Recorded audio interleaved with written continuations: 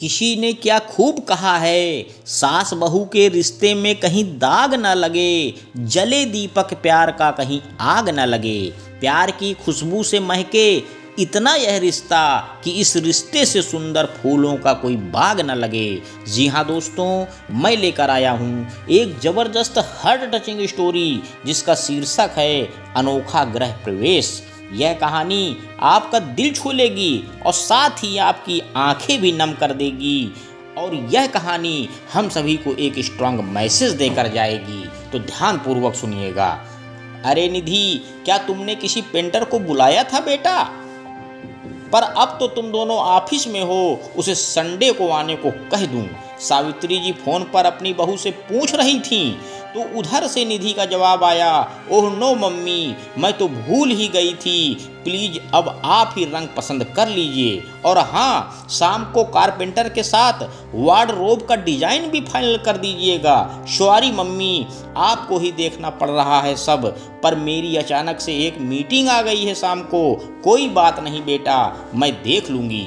कहते हुए सावित्री जी ने पति के साथ मिलकर अपनी पसंद से सारे कलर्स और वॉलपेपर सिलेक्ट तो कर लिए, पर उस पेंटर के जाने के बाद उनका गुस्सा फूट पड़ा। अब तो हद हो गई इन बच्चों की। अरे भाई, अपना घर सजाने का समय नहीं है इनके पास, और एक हम हैं, आज तक सास का घर संभालते रहे और अब बहू का संभाल रहे हैं। अपने पत्नी की बातें सुन अनिल जी मुस्कुरा रहे थे, पर अपनी पसंद बताते हुए सावित्री की आंखों की चमक देख उन्हें कहीं ना कहीं सुकून भी मिल रहा था। आप तो हंसते रहो बस, और कुछ ना कहो अपनी लाडली बहू को। पर अपनी ही गृहस्थी संवारने में भी इन्हें आजकल की लड़कियों को रुचि नहीं है, ये बात तो मेरे पल्ले पड़ने से रही। सावित्री जी दुख और अचरज के साथ बोल पड़ी। वे याद कर रही थीं किस प्रकार उनकी शादी के तुरंत बाद ही घर का सारा जिम्मा उनके सर पर आ गया था। सास ससुर की देखभाल के साथ साथ छोटे देवर और ननंद की पढ़ाई और फिर शादी की जिम्मेदारी आने पर घर तो क्या, अपने आप को भी संवारने का वक्त ना दिया था उन्हें। उनके पेंटिंग का शौक भी बस मायके की दीवारों को सजाने तक ही सीमित रह गया। देवर ने शादी के बाद अपना घर अलग बसा लिया था। अनिल जी की आय ज़्यादा ना थी, पर उन्हीं पैसों से घर चलाकर सावित्री कुछ पैसे जोड़े रखती। ननंद जब भी घर आती, ससुर जी के हाथों में चुपके से पैसे थमाकर सावित्री उसे हमेशा शगुन के साथ ही विदा करती। अपने मायके में बस एक छोटी बहन, और वह भी शादी के बाद दुबई में रहने के कारण खुद के माता पिता के अंतिम समय में भी सावित्री ने ही उनकी देखभाल की थी। आज भी सास ससुर के कड़क अनुशासन में रहते हुए और कड़वी बातों में छुपे उनके मीठे प्यार को समझते हुए सावित्री जी हर रिश्ते को सजोए हुए थीं। पर पति के साथ सुकून के 2 पल भी नसीब न होने का गम उनके दिल में हमेशा था। इसलिए जब अपने इकलौते बेटे अनिकेत की शादी की बात चली, तो उन्होंने अनिल जी से जिद करके बेटे बहू के लिए नया घर खरीदा। वे चाहती थीं कि अनिकेत और निधि शादी के बाद रिश्तेदारियां निभाने से पहले एक दूसरे के प्रति अपना प्यार निभाएं, अपना घरौंदा अपने तरीके से सजाएं, संवारें, जहां ना कोई पाबंदी हो, ना कोई जिम्मेदारियां, बस वहां पर आराम से रहें। शादी के 6 महीने बाद नए घर का पोजीशन तो मिला, पर बेटे और बहू की नौकरी की वजह से वहां के इंटीरियर का सारा काम सावित्री जी को ही देखना पड़ता। निधि वैसे तो बहुत खुश मिजाज लड़की थी, और सासू माँ के साथ साथ अपनी अनुशासन प्रिय दादी सास से भी उनका रिश्ता बहु कम सहेली का ज़्यादा था। पर अपने नए घर के सजावट में उनका कोई खास दिलचस्पी न दिखाना सावित्री जी को अखर रहा था। जैसे तैसे 2 महीने बाद इंटीरियर का काम खत्म हुआ और सावित्री जी ने घर में सबसे परामर्श कर गृह प्रवेश के लिए एक अच्छा सा मुहूर्त तय किया। पूजा की तैयारियों को लेकर वे खास उत्साहित थी। अपने मायके से लेकर निधि के मायके तक सारे रिश्तेदारों को न्योता जा चुका था, पर अचानक अनिकेत को काम के सिलसिले में कुछ दिनों के लिए लंदन जाना पड़ा। उसकी वापसी पूजा के दिन शाम को होनी थी, तो अनिकेत ने पूजा में बैठने से अपनी असमर्थता जताई। इस बार सावित्री के साथ साथ अनिल जी भी काफ़ी नाराज हुए, पर इतने ऐन वक्त पर पूजा की तारीख भी नहीं बदली जा सकती थी। तो अंततः उन दोनों ने पूजा में बैठने का निर्णय लिया।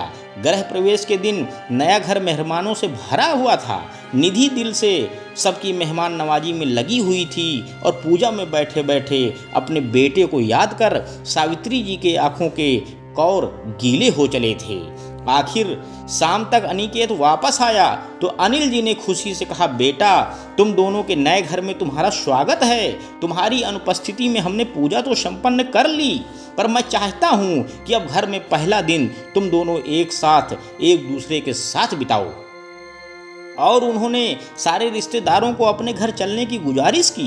बच्चों को छोड़ जाने की बात पर सावित्री जी भावुक हो उठी। उन्होंने बहू को गले लगाते हुए कहा, निधि भले ही मैं अनिकेत की माँ हूँ, पर एक बेटी के प्यार का एहसास मुझे तुम्हारे साथ रहने पर हुआ। चाहे अब हम अलग रह रहे हैं, पर तुम्हारी दादी सास और मुझे तुम्हारी याद बहुत सताएगी बेटा। आती रहना और सदा खुश रहो तुम दोनों। कहते हुए उनका दिल भर आया। तो क्या आप अपनी इस बेटी की एक और ख्वाहिश पूरी नहीं करेंगी मम्मी? निधि अचानक ही बोल पड़ी। पूजा में तो बैठ ना पाई, पर क्या गृह प्रवेश की रस्म अदायगी की जाएगी? बिल्कुल वैसे ही जैसे आपने मेरी शादी के वक्त की थी। निधि की इस मांग से सभी अचरज में पड़ गए कि ये कैसी मांग है, पर बहू का मन समझ सावित्री जी ने अपनी बहन और ननंद के साथ मिलकर गृह प्रवेश की सारी तैयारियां की। चावल से भरा कलश द्वार पर सजाकर आरती का थाल हाथ में लिए उन्होंने निधि की ओर संकेत किया तो निधि वह थाल दादी सास के हाथ में देते हुए सावित्री जी का हाथ पकड़ उन्हें घर से बाहर ले आई और कहा, ढकेलिए इस कलश को माँ और कीजिए प्रवेश अपने घर में।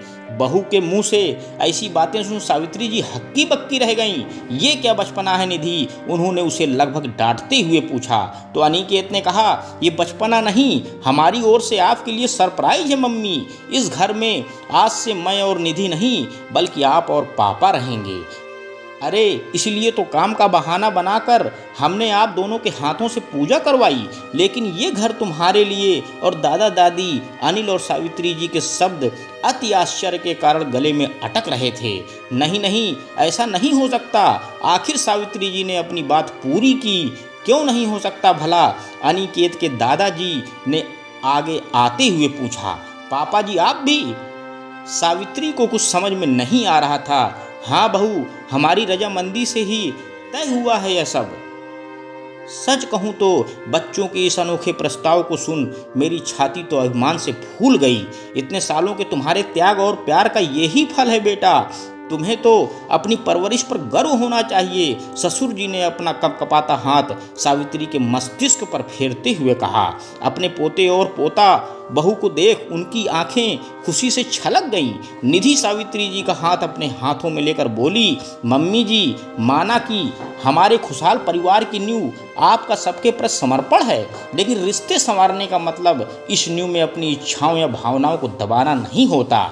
आप हमेशा से अपना घर अपने हाथों से सजाना चाहती थी ना, तो अब देखिए हमने आपके जाने बिना कितनी चतुराई से सारा इंटीरियर आपके हाथों से आपके तरीके से करवा लिया। जो आप मेरे लिए चाहती हैं माँ, वो मैं पहले आपके लिए चाहती हूँ। तो सौंपेंगी ना आप अपनी थोड़ी सी जिम्मेदारियाँ मुझे भी?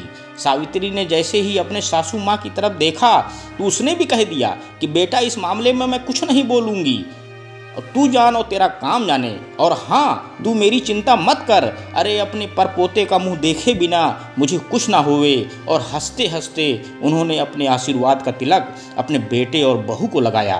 सावित्री जी की आंखें निरंतर बह रही थीं। उन्होंने एक हाथ से अपनी सास और दूसरे हाथ से अपने बहू का हाथ लेकर जैसे ही अपने अरमानों का कलश अंदर की ओर ढकेला तो चावल के हर एक दाने के साथ हजारों खुशियां घर में छा गईं। दोस्तों, इस छोटी सी कहानी से हमें सीख क्या मिलती है कि दुनिया की सबसे बेहतर दवा जिम्मेदारी है। एक बार लेके तो देखिए, जिंदगी भर थकने का नाम नहीं लेंगे। अंत में दोस्तों बस मैं यही कहना चाहता हूँ, फूल को फूल कहने में क्या बुराई है, उसे दिल में जगह देने में क्या बुराई है। जो सास को माँ और ससुर को पापा कहे, उसे बहू को बेटी कहने में क्या बुराई है। धन्यवाद दोस्तों।